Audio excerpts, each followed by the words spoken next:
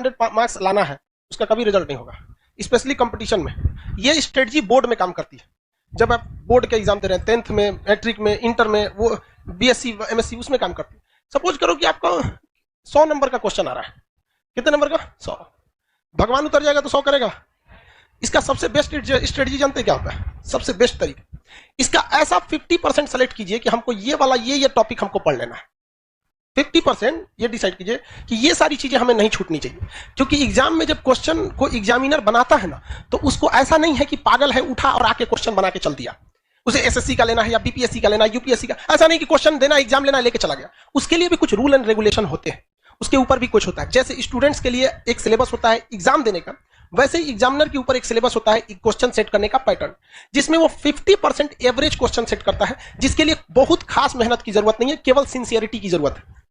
इसके बाद का जो 30% क्वेश्चन होता है, ये टफ होता है, और ये 20% उन्हीं को दिया जाता है जो बहुत होशियार समझते हैं अपने आप को, ताकि उन्हें बर्बाद कर दिया जाए।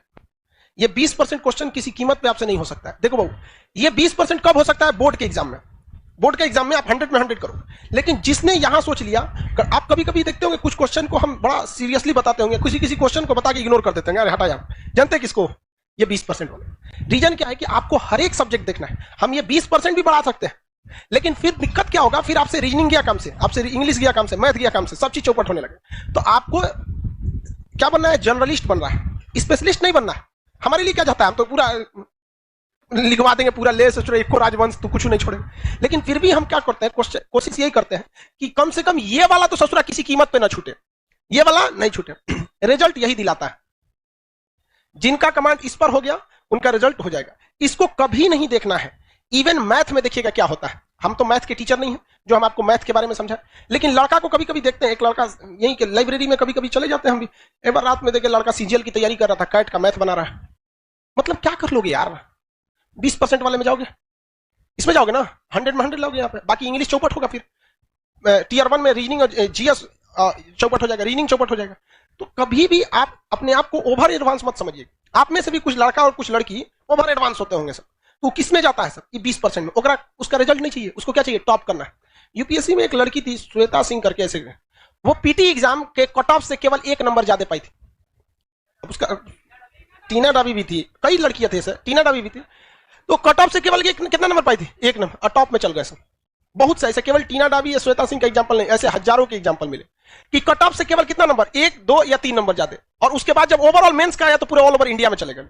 तो ये ऑब्जेक्टिव में आपको ये डिसाइड रखना है कि कुछ ऐसे चीज रखिए कि जो हमसे भगवान भी नहीं छीन सकता है। कौन सा? ये 50% वाला। ये 50% आपसे पढ़ाई मांगता ही नहीं है, केवल सिंसियरिटी मांगता है। हम जितना पढ़ा रहे हैं, आप घर जाके उसको सरसरी निगाह से 10 बार देखिए, बस 20-25 मिनट देखिए, ये आपसे कोई नहीं छीन सकता। सब लोग को समझा रहे हैं, रिजल्ट नहीं, बहुत कम हम इस सब पे चर्चा करते हैं। आते होंगे, देखते होंगे कल कहां तक पढ़ाए थे, चल दिया आगे। इस पे ध्यान दीजिएगा। उसके बाद मेहनत इसे करना है। इस वाले कुछ ऐसा क्वेश्चन आता है ना कि कभी कभी देख के सोचना हमारा दिमाग जल जाता है। अजीब टाइप का क्वेश्चन पूछ देता है यहाँ पर। तो कौन सा है? 20%। उसमें कभी मत पढ़िएगा। किसमें पढ़ना है आपको? ये दोनों। ये तो सब लोग को आता है मार्क्स। कोनो एग्जाम में बैठिएगा, आपको ऐसा थोड़े 0 पाके आइएगा, लगभग तो इतना ही आएगा। इस सब में ध्यान से लेकर पढ़ना है। तो जितना आपका मटेरियल है या जो हम पढ़ाते हैं, तो हम भी इसी को ध्यान में रख के पढ़ाते हैं। जब आप यहां तक पढ़ाई कर रहे होते हैं तो यहां बहुत मजा आता है।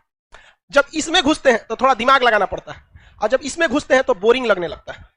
क्या लगने लगता है? बोरिंग। तो ससुरा ये हमारा फेलो करा रहा है, पढ़ाई को बोरिंग भी बना रहा है। तो हमको भी गम ने मारा, तुमको भी गम ने मारा, इस गम को मारे डालो।